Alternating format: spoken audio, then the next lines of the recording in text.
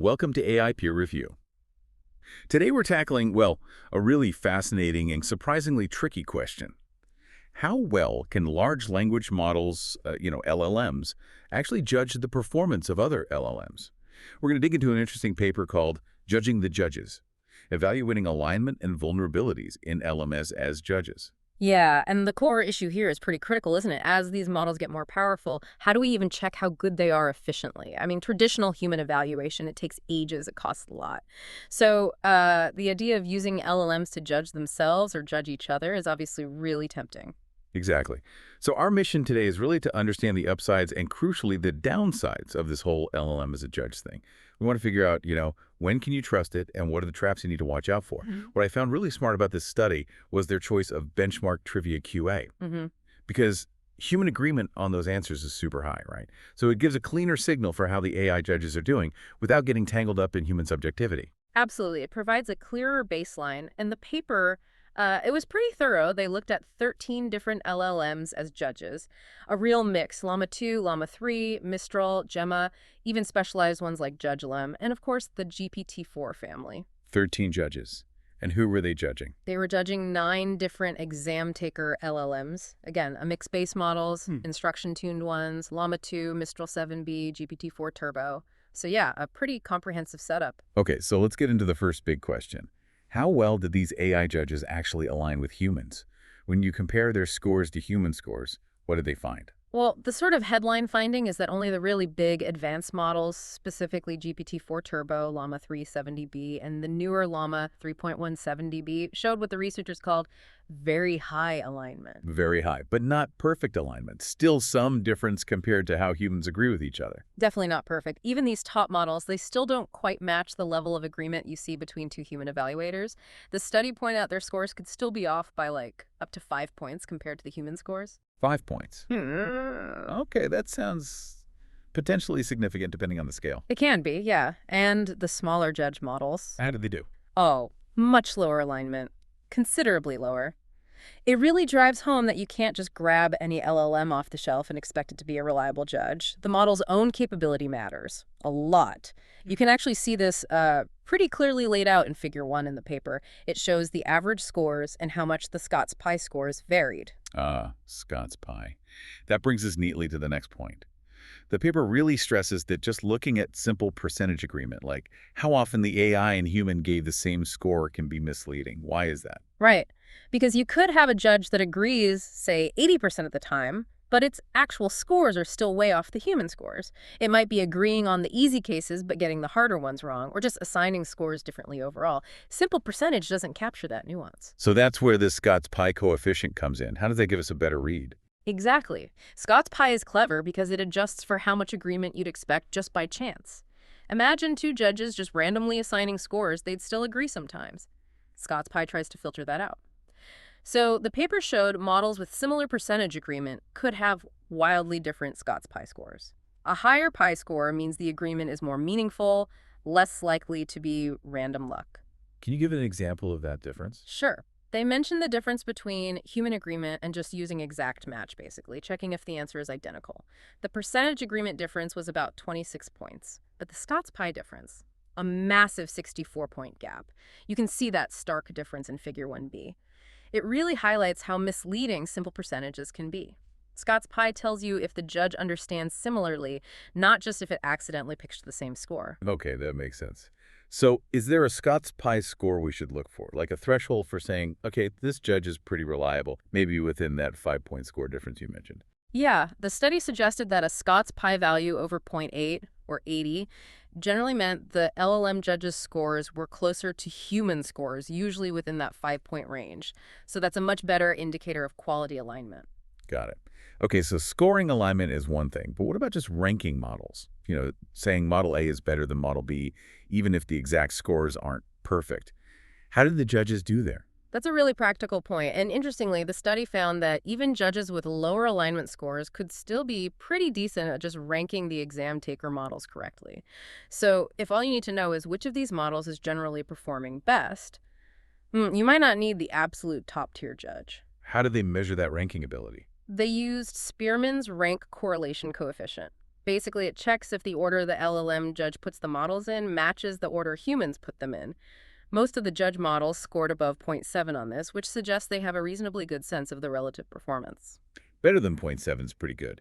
So they Hmm. can generally tell the stronger models from the weaker ones. Yeah, they get the relative picture. It's like they might not know the exact temperature, but they know it's hotter today than yesterday. Were there any surprises there? Any models that were particularly good at ranking, maybe unexpectedly so? Oh, absolutely. This was one of the more surprising findings, I thought. A really basic method, just checking if the answer string contains the reference It was a answers. simple text search. Pretty much. That method and also the Mistral 7B model, which wasn't top tier on alignment scores, remember, they both had incredibly high rank correlations, like 0.98, 0.99. Wow. Better than some of the more aligned models. On par with, or sometimes even slightly better than, some Llama models and even GPT-4 Turbo specifically for ranking. Figure 3a shows these correlations. It really suggests that if your main goal is just relative comparison, cheaper, simpler judges might actually do the job surprisingly well. That is fascinating. So a less aligned model, even a simple string check, could sometimes outperform the big guns just on ranking. That's a huge takeaway if you're trying to evaluate models efficiently. Definitely something to keep in mind. Okay, we've talked alignment, we've talked ranking. Now let's get into the weeds a bit. The vulnerabilities, the biases. Prompt sensitivity was one area. How much did the way they asked the judges to evaluate matter? It mattered quite a bit. The study showed performance could definitely be swayed by how complex or long the instructions in the prompt were. The best models, like GPT-4 Turbo and the big Llama 3s, were more robust. They could handle different prompts and actually seemed to benefit slightly from more detailed instructions. They used the extra detail effectively? But what about the smaller judges? That's where it got tricky.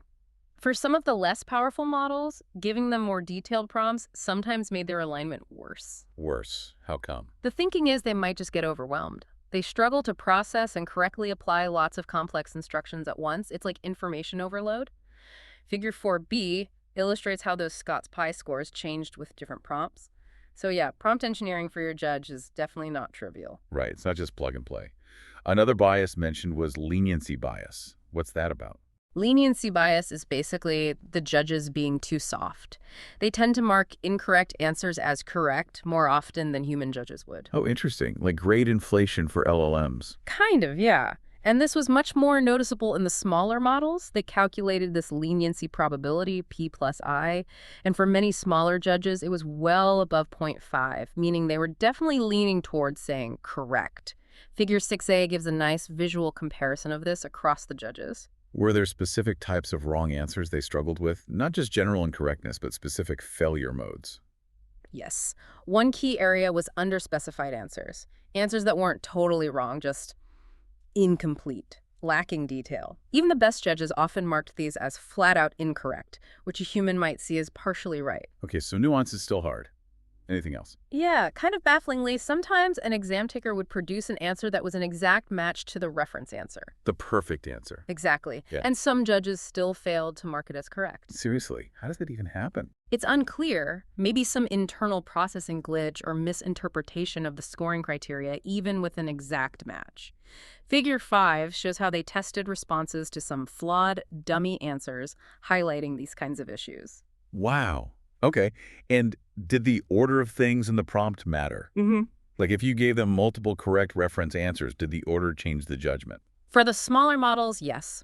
Again, Mistral 7B was a bit of an exception, seemed more robust, but other smaller judges could give different scores for the exact same response just based on the order the reference answers were listed. The bigger models handled this much better. They were more consistent. You could see that consistency check in Figure 6B. So many potential pitfalls. They also did a detailed error analysis, right? Looking at what kind of mistakes the judges made when evaluating incorrect answers. They did. And it showed the better aligned judges were better on both recall catching the incorrect answers and precision correctly identifying the correct answers. They were pretty good at spotting answers with wrong entities or too many entities, but echoing the earlier point, even the top judges like GPT-4 Turbo and Llama 370B struggled with those underspecified or vaguely incorrect answers. Table 2 has a full breakdown if you want the nitty-gritty details. Okay, one last comparison area. Base models versus chat models. Not as judges this time, but as the exam takers being evaluated. What differences did they see there? And maybe quickly remind us, what's the key difference between a base and a chat model? Good point. So, base models are generally trained on vast amounts of text, learning patterns, knowledge, etc. Chat models take those base models and fine tune them specifically for conversation, making them follow instructions better, be safer, more helpful in dialogue. Got it. So how did they compare on the Trivia QA test?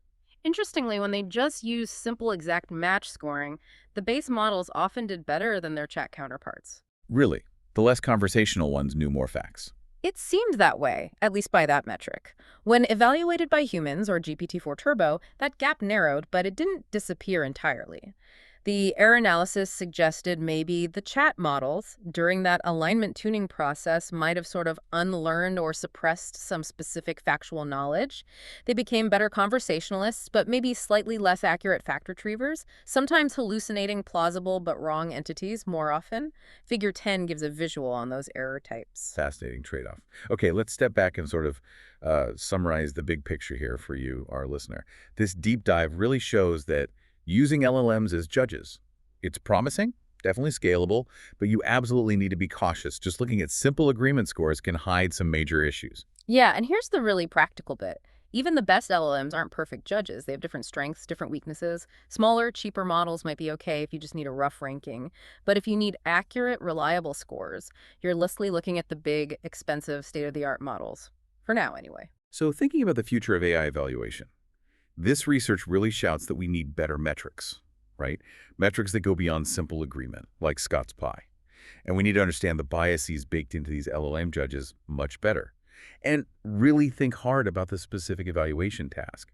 I mean, if they're not perfectly aligned, even on something relatively straightforward like Trivia QA, imagine the challenge for evaluating, say, creativity or complex reasoning. Exactly, it throws down a gauntlet. So the question for you, as you work with these systems, is how are you going to handle these limitations? How will you account for leniency bias or prompt sensitivity or the struggle with nuance in your own evaluation setups? What checks and balances can you put in place? This paper gives us a great starting point, a solid foundation, but there's clearly a lot more research needed. Absolutely. Definitely food for thought as you build, test, and deploy AI systems. This has been incredibly insightful. Thanks for joining us for this deep dive on AI peer review.